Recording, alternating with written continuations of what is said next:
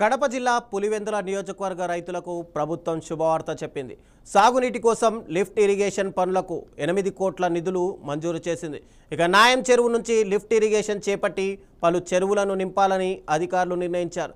దీంతో వేలాది ఎకరాలకు సాగునీరు అందించే అవకాశం కనిపిస్తోంది. ఇక బీటెక్ రవి చొరవతో జిల్లా కలెక్టర్ నిధులు మంజూరు చేసి TDP HLC chairman Mareddy Jogi Reddy చేశారని చెప్పారు. ఇక పులివెందుల నియోజకవర్గంలోని 20 నీటి పథకాల్లో 16 పూర్తయ్యాయని తెలిపారు. ఇక మిగిలిన 4 పనుల్లో సాంకేతిక సమస్యలు పరిష్కరించి త్వరలో నీటిని విడుదల చేస్తామని స్పష్టం చేశారు.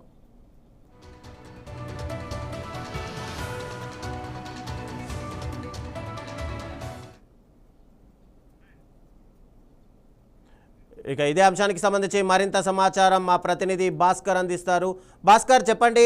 ఏకంగా చూస్తుంటే కనుక అటు పులివెందుల నియోజకవర్గం ఒకవైపు వైఎస్ఆర్సీపీ అధినేత వైఎస్ జగన్మోహన్ రెడ్డికి సంబంధించినటువంటి నియోజకవర్గంలో ఇప్పుడు పూర్తిగా లిఫ్ట్ ఇరిగేషన్కి సంబంధించి ఆ పనులు ఏవైతే ఉన్నాయో వాటిని ఒక టీడీపీ ఎమ్మెల్సీకి సంబంధించినటువంటి వ్యక్తి చేయడం చూస్తుంటే కనుక పూర్తిగా ఇటు రాజకీయ కోణంలో చూడొచ్చు దీన్నంతా. అక్కడ నిజంగా టీడీపీ వర్సెస్ వైసీపీ నాయకుల మధ్య ఎలా జరుగుతుంది చర్చ?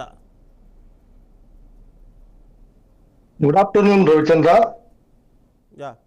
కడప జిల్లా పులివెందుల నియోజకవర్గం lift irrigation Pulivendula lift irrigation తాగునీటి మరియు సాగునీటి కోసం బీటెక్ రవి గారి చొరవతో 8 కోట్ల నిధులు మంజూరు చేయడం జరిగింది.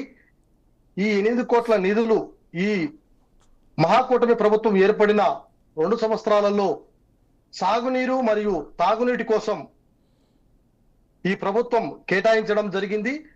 గత జగన్మోహన్ రెడ్డి ముఖ్యమంత్రిగా ఉన్నెన్నాళ్ళు కూడా ఏ రోజు కూడా తాగునీరు మరియు సాగునీటి అంశాలపైన ఏ రోజు కూడా శ్రద్ధ చూపలేదని చెప్పి టీడీపీ వర్గానికి చెందినటువంటి బీటెక్ రవి సన్నిహిత వర్గం మరియు అలాగే బీజేపీ నాయకులు కూడా జగన్మోహన్ రెడ్డి గారు రాష్ట్రానికి ముఖ్యమంత్రి అయినంత మాత్రాన ఏ రోజు కూడా పులివెందుల నియోజకవర్గాన్ని సాగునీరు తీసుకురావాలి, ఇక్కడుండే ప్రజలకు దాహాన్ని తీర్చాలని ఏ రోజు కూడా ఆలోచించలేదు.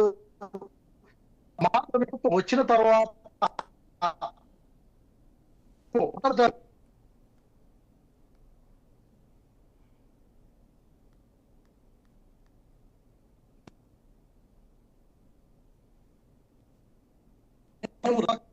మరియు ఈ ప్రభుత్వం పనిచేస్తుందని చెప్పి వారు కొనియాడుతున్నారు. రానున్న కాలంలో పులివెందులను మరింత అభివృద్ధి చేసేది టీడీపీని అని చెప్పి టీడీపీ నాయకులు మరియు బీజేపీ నాయకులు మీడియా సమావేశం నిర్వహించి రానున్నటువంటి మున్సిపల్ ఎలక్షన్లలో కూడా మేము పులివెందులను మేమే అభివృద్ధి చేస్తాము, మేమే రైతుల పక్షాన్ని నిలబడతామని చెప్పి వాళ్ళు మీడియా సమావేశంలో తెలియజేశారు. Ravichandra, thank you Bhaskar.